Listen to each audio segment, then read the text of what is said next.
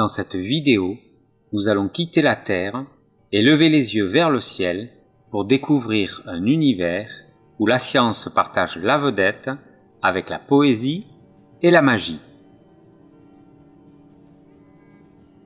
Alors, bienvenue dans les étoiles. À l'occasion d'une randonnée ou d'une simple balade loin des éclairages artificiels, pourquoi ne pas passer un moment à la belle étoile pour explorer la seule carte que nous avons toujours avec nous, la carte du ciel.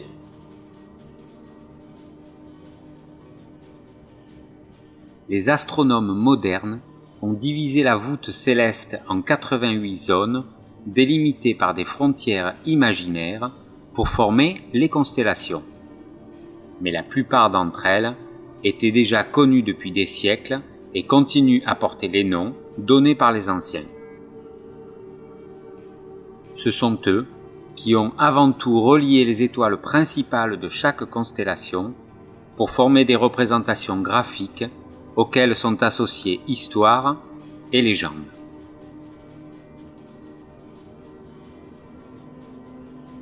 Pour positionner des objets dans le ciel, il faut un nouveau système de coordonnées indépendant de notre position sur Terre. Dans notre vidéo dédiée aux coordonnées géographiques, nous avons parlé de l'équateur, du plan de l'écliptique et de l'axe terrestre nord-sud. Ces trois éléments sont utilisés pour définir la sphère céleste dont le centre sera l'origine du système de coordonnées. L'équateur céleste est le prolongement du plan de l'équateur terrestre et les pôles célestes se placent à l'intersection de la sphère céleste et de l'axe terrestre nord-sud.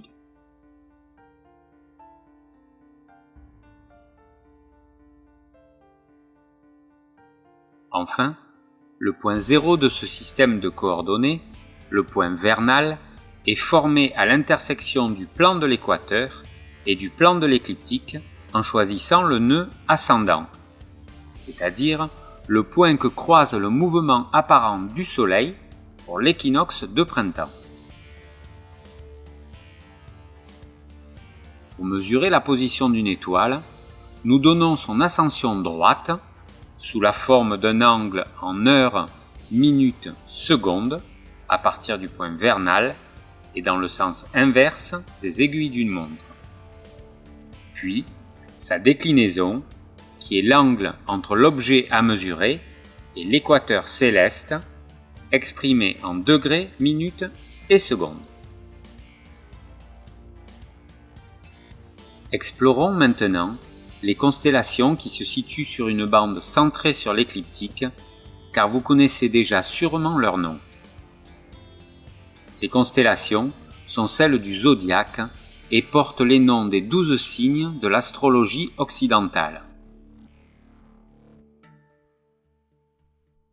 Découvrir le ciel grâce à ces constellations nous permettra également de localiser par la suite les 5 planètes du système solaire visibles à l'œil nu: Vénus, Mars, Jupiter, Mercure et Saturne, qui se déplacent sur le même plan. Nous débutons notre voyage autour du zodiaque avec la constellation du Capricorne, définie par Ptolémée il y a environ 19 siècles. Dans notre exposé, nous utiliserons les noms français, mais nous écrirons toujours les noms latins qui permettent de retrouver les constellations dans les catalogues de référence.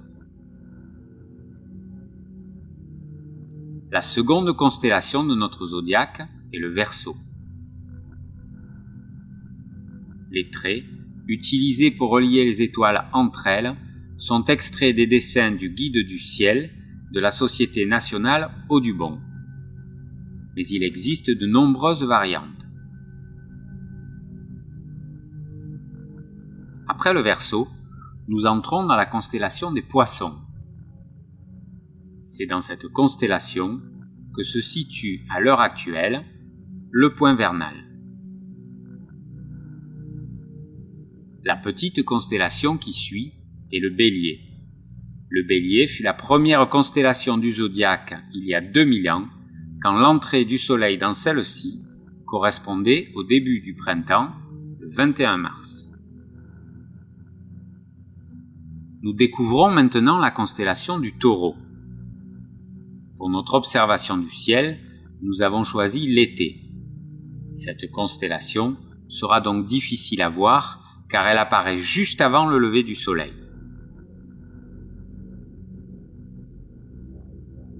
La constellation des Gémeaux ne sera pas non plus visible l'été car le Soleil va la parcourir entre le 21 juin et le 20 juillet.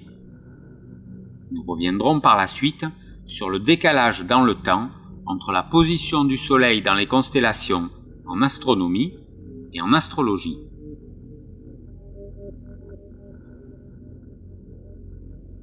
La constellation du Cancer est aussi délicate à voir l'été et ne s'apercevra que partiellement après le coucher du Soleil.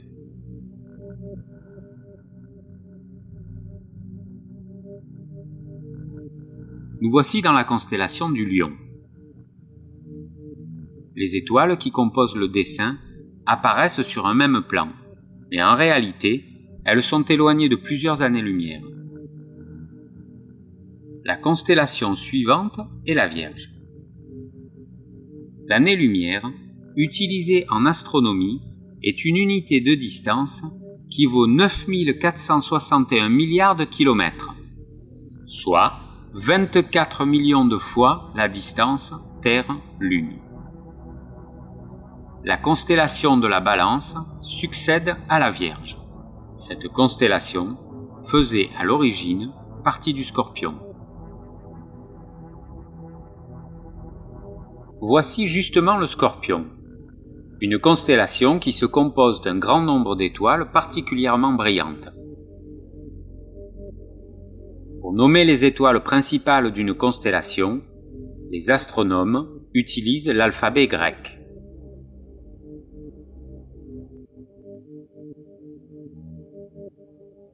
Enfin, apparaît le Sagittaire, grande constellation, facilement reconnaissable et se situant au centre de plusieurs alignements qui facilitent les repérages sur la voûte céleste. En raison de sa position par rapport à l'écliptique, comme le Scorpion, elle n'est pas totalement visible pour un observateur qui se placerait au-dessus de 45 degrés de latitude nord. En été, la constellation du Sagittaire se déplace dans le ciel toute la nuit et peut être observée du coucher au lever du Soleil. Pour chaque constellation, il existe une carte qui donne les informations essentielles. Voyons ensemble les éléments qui figurent sur la carte. Nous avons déjà le dessin de la constellation et sa position par rapport à l'écliptique pour les constellations du zodiaque. Voici la frontière qui la délimite sur la voûte céleste. Puis, les repères correspondant au système de coordonnées équatoriales qui permettent de positionner correctement les objets présents dans la constellation. En premier, les étoiles. Elles sont identifiées avec une lettre de l'alphabet grec, mais les étoiles les plus brillantes ont souvent gardé aussi le nom donné dans l'astronomie arabe. Comme nous venons de parler de la brillance des étoiles, il faut noter que les astronomes utilisent la magnitude comme échelle de cette brillance. Pour finir, les autres objets, tels que les groupes d'étoiles, galaxies, nébuleuses, portent des numéros. Ils sont précédés d'un M majuscule quand ils font partie du catalogue Messier qui contient 110 objets du ciel profond observables par les amateurs. De nos jours, il existe de nombreux catalogues astronomiques comme le catalogue NGC, MCG ou PGC qui permettront à chacun de compléter par la suite ses connaissances.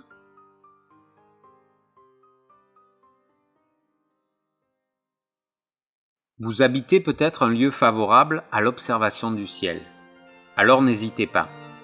Dès la fin de la vidéo, si les conditions le permettent, sortez, regardez vers le sud et en levant les yeux, vous reconnaîtrez sûrement une des constellations du zodiaque.